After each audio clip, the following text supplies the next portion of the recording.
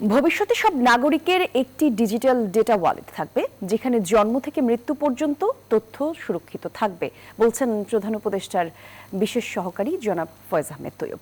আর বুধবার সকালে বাংলাদেশ চিন্মৈত্রী সম্মেলন কেন্দ্রে এক আন্তর্জাতিক সম্মেলনে এসব কথা বলেন তিনি। আর জানান, এই ব্যবস্থায় নাগরিকের সম্মতিতেই নির্দিষ্ট সময়ের জন্য ডেটা ব্যবহার করা যাবে। সম্মেলনে অন্য বক্তারা বলেন, সরকার, নিয়ন্ত্রক সংস্থা, পেশাদার সংগঠন এবং বেসরকারি খাত একসঙ্গে কাজ করলে একটি শক্তিশালী ব্যবস্থা গড়ে তোলা সম্ভব।